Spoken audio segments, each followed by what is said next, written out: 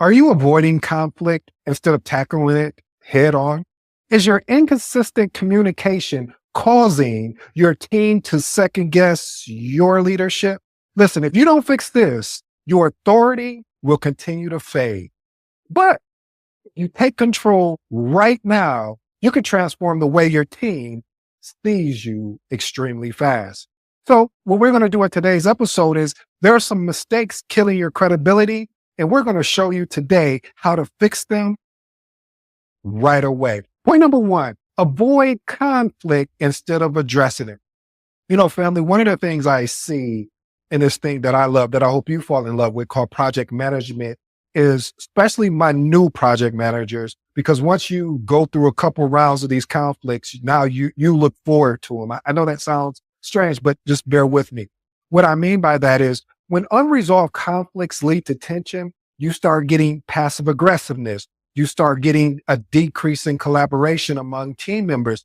And we need that collaboration. We need to have a transparent conversation. But what tends to happen is, watch this, family, we start sweeping it under the rug. And see, this is important that we start attacking. And when I use the word attacking, meaning facing, I should use a better choice of words, conflicts better, because see, a team will look at the project manager to step in and resolve a conflict. So if you avoid the conflict, resentment builds. And then all of a sudden you start looking at your productivity, it starts to suffer. So here's my actionable tip.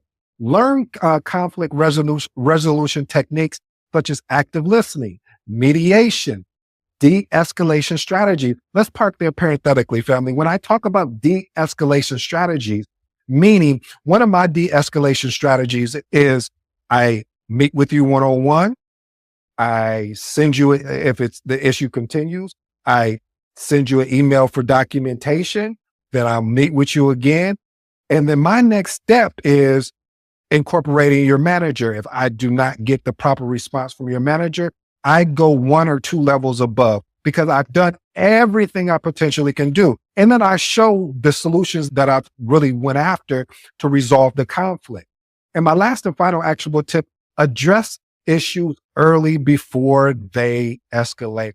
There's so many times, family, that I've seen, again, a new project manager, even a seasoned project manager, they keep pushing the issue aside further and further because they're so concerned about the project, but they don't understand if this issue is not addressed, it is going to affect the project. So again, address issues early before they escalate. Point number 2, inconsistent communication. See, if updates are sporadic, unclear, or most of all, the last minute, your team won't trust the information they receive. This is important because predictable and structured communication builds confidence in your leadership. Here's my actionable tip. Set a regular communication cadence and put this on your calendar, family, because this is what I do to remind me. And I know you're like, why would, trust me, this works. Put this on your calendar to say, okay, I'm going to send out, if you send out weekly updates every Wednesday or Friday or whatever that frequency looks like, put it on your calendar when you're going to be sending it out. And when that calendar reminder goes off, because if you don't do this, I've seen this happen, I'll talk about me. I'm not even going to put any non-visible people. So let me tell you about me. I would put this in my calendar. It would pop up and I'll hit snooze, or I'll be like, oh, I'll come back. And then I'll be frustrated because I'm like, dang, I had it on my calendar. Why did I miss it? It's imperative that when you put this on your calendar, take action right away. And if you're noticing that, hey, for example, if you had it set up, I'm going to send my updates out at 1 p.m. and a calendar invite pops up and say at 12 p.m. to say, hey, you got to make sure you get your invite out. And you're saying, oh, I keep getting caught in this meeting, or this person keeps reaching, or whatever that thing is, you may want to adjust. And this helps you make sure that your updates are concise. They're not a last minute, and you develop trust in the process. Point number 3, not advocating for your team. If you don't defend your team against excessive demands, they will view you as ineffective. This is important because a respected leader ensures their team has the support and resources to succeed. Here's my actionable tip. When unrealistic expectations arise, escalate concerns and negotiate. That is the key word, family. We need to negotiate. I am not telling you saying if a excessive demands and you just like, I'm not doing it, that's not going to work. I'm going to tell you it's not going to work in business. So you want to be able to negotiate. Hey, if you want me to do A, then I won't be able to get to B until later, and just don't talk about it. Provide a visual. What does a visual look like? Show the project schedule, show how it will be impacted. Hey, if you want me to make adjustments, I have no problem making those adjustments, but this will suffer. If you're okay with that suffering, and get sign off, family. You know what the motto is here. Documentation beats what? Documentation is always going to be conversation. So we want to get a sign off when we negotiate that particular solution. So that way we can maintain a balanced project as well as the most important asset, which is our team and their well-being. Family, if you haven't, again, pick up the Secrets of Successful Project Manager book, as well as the Magnetic Project Manager book. If you're interested, also, I have some free resources, by the way. Let's move on to point number 4, lack of clear decision-making. If you hesitate or avoid making decisions, your team and stakeholders will lose confidence in your leadership. A project manager who constantly defers decision to others, this is where your authority and credibility will take a hit. And it's already bad enough, family, and I shouldn't use the word bad enough, but it's already challenging enough that most of the time when you are leading projects, you don't have direct reports.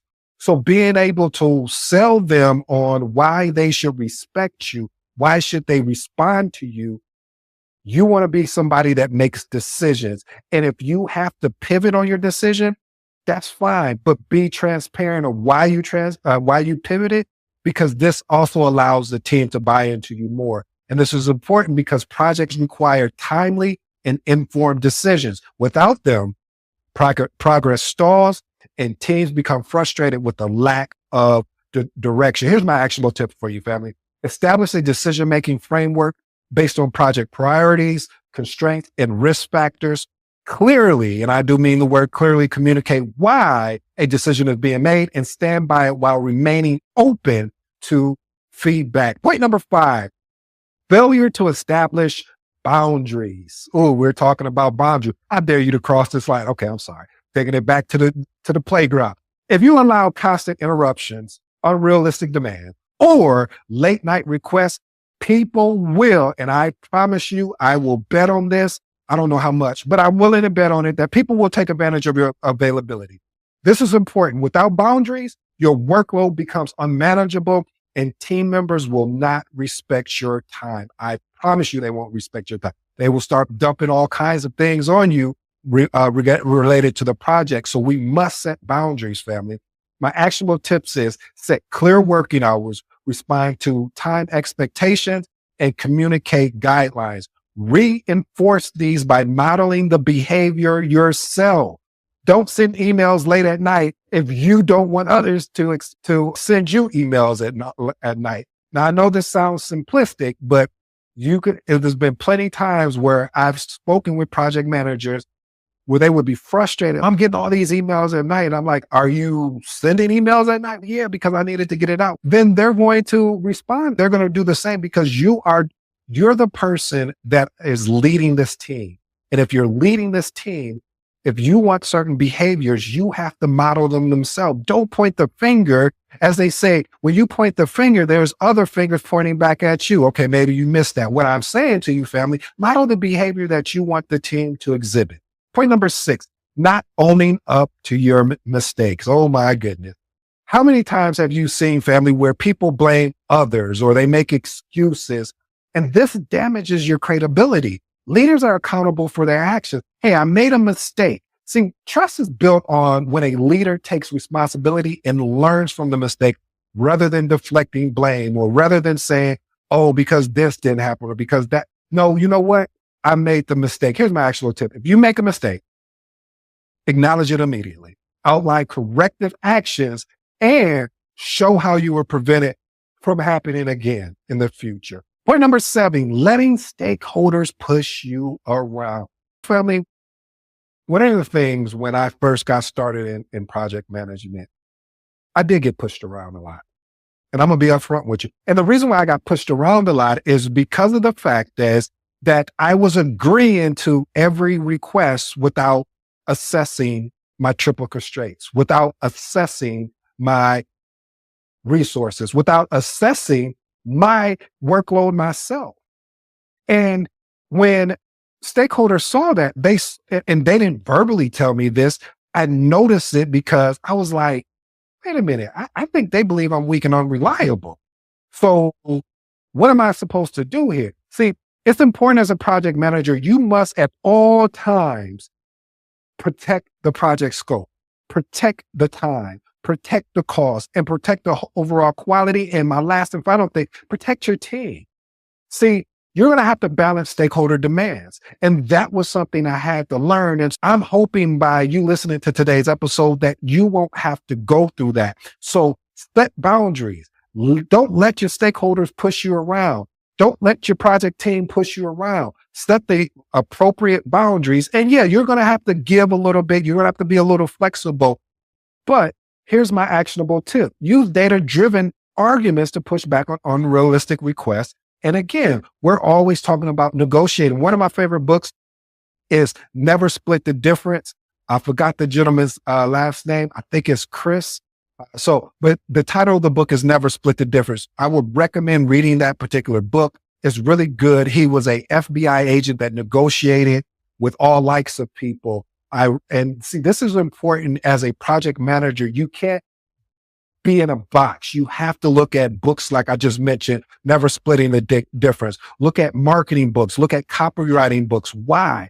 Because you have to find different ways to get your attention or to be able to push back on a project team, on your project team or stakeholders if these are they're unrealistic requests. So if we have to negotiate the scope, what we're going to do, we're going to document it, and then we're going to find what are the trade-offs that we can have. Point number 8, overpromising and under-delivering. I don't know why I did that particular movement. Anyway, if you constantly promise unrealistic deadlines or stretch resources too thin, I promise you, and again, I'm willing to bet on this, stakeholders and teams will definitely lose trust in you. Why is this important? It's important because reliability is key. Consistency is key to leadership. People respect leaders who set realistic expectations and deliver them. Here's my actionable tip.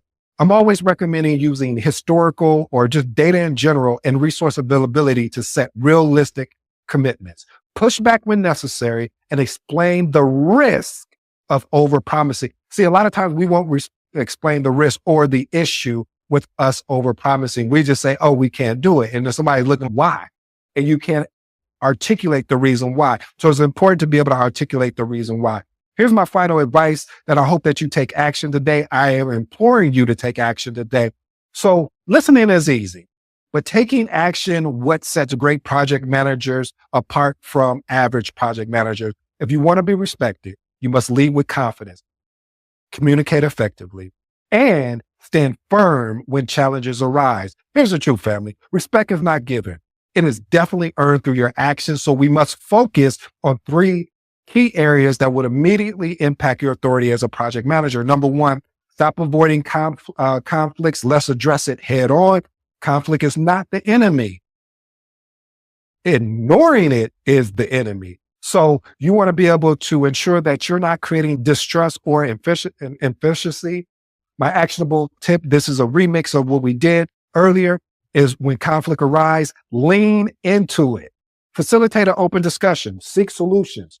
You know what our motto is. We glance at the problem, but we focus on the solution and make decisions that benefit the project and the team collectively. The faster you address issues, the stronger your authority becomes. The next item is fix inconsistent communication. Become a predictable leader. When I say predictable in the sense of what is your frequency of communication? How are you holding people accountable? What is your system? Here's my actionable tips. Set a rhythm for communication, weekly updates, structure, clear follow-ups, and stick to it, family. And when I say stick to it, be willing to adapt and pivot based on the audience you are talking or you are communicating with, but always start with a foundation and then continue to adapt from there.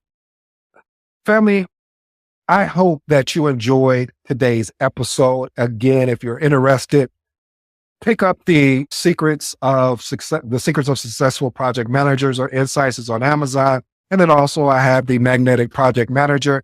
It's a great book. Both of these are two great books that I hope that you can look at it. And they're not just books on theory. These are real life from someone that myself that has been through the gauntlet of project management. So I hope these are something that you enjoyed. The audio versions are coming soon. So if you're more of an audio book person, I will get you taken care of as well. As always, I appreciate your time. I go by the name of ED. For all you smart, intelligent folks out there, hey, listen, that just simply means Ed. Until next time.